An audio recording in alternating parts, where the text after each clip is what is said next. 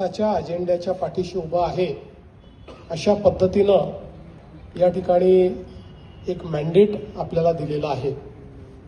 विशेषतः जी काही पुण्यामध्ये लढत होती ती लढत एक प्रकारे मीडियामध्ये देखील खूप जोरात गाजत होती। त्यामुळे असा एक संभ्रम तयार झाला होता की फार चुरशीची लढत आहे। पण तुम्ही सगळ्यांनी आणि विशेषतः पुण्याच्या कार्यकर्त्यांचं देखील मी मनापासून अभिनंदन करेन की पुण्यातल्या सगळ्या कार्यकर्त्यांनी त्या चुरशीच्या लढतीला एकतर्फी लढतीमध्ये परिवर्तित केलं आणि एक चांगला विजय हा आपल्याला त्या ठिकाणी मिळवून दिला। मी काल ज्यावेळेस रिझल्ट चालू होते त्यावेळेस मुरली अण्णांना फोन केला होता आणि त्यांना त्याच वेळेस सांगितलं की आपल्या सगळ्या लोकांना माझ्या शुभेच्छा तुम्ही द्या।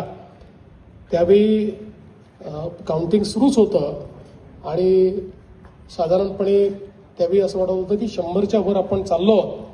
पण तुम्ही जो आकडा या ठिकाणी आणलेला आहे, म्हणजे आपण आकडे काढणारे लोक नाही आहोत, पण जो आकडा तुम्ही आणलेला आहे तो मात्र फारच अप्रतिम अशा प्रकारचा आहे।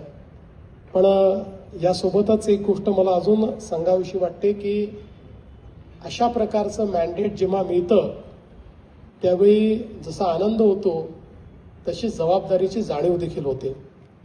कारण प्रचंड मोठ्या अपेक्षेने या ठिकाणी जनतेने आपल्याला हे मॅन्डेट दिलेलं आहे।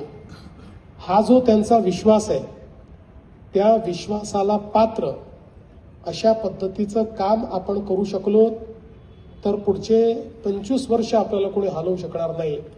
पण आपण या ठिकाणी जर या विश्वासाला पात्र होऊ शकलो नाही तर अशा प्रकारचा जो काही विजय असतो तो विजय लाटेसारखा निघून जातो। बघा, आपण जर आपले नेते माननीय मोदीजी यांच्याकडनं काही शिकायचं असेल तर कुठल्याच विजयानंतर मोदीजी एकही दिवस शांत बसलेले आपल्याला पाहायला मिळत नाही। दुसऱ्या दिवशी ते कामी लागतात आणि पुढच्या 5 वर्षाचं त्या ठिकाणी विकासाचं नियोजन ते करतात। तसंच आपल्याला पुण्याचं पुढच्या 5 वर्षाचं विकासाचं नियोजन करायचंय। पुढच्या काळामध्ये महापौराच्या निवडणुका होतील, स्टँडिंग कमिटी तयार होईल, वेगवेगळ्या समित्या तयार होतील। माझी आपल्या सर्वांना विनंती आहे की यामध्ये कोणाला संधी मिळेल, कोणाला कदाचित यावर्षी मिळेल, कोणाला पुढच्या वर्षी मिळेल, पण एक लक्षात ठेवा की पुण्याच्या जनतेने दिलेल्या मॅन्डेटपेक्षा ही संधी गौण आहे। त्यामुळे त्याच्याबद्दल राजी नाराजी, मला हेच मिळायला पाहिजे होतं, तेच मिळायला पाहिजे होतं,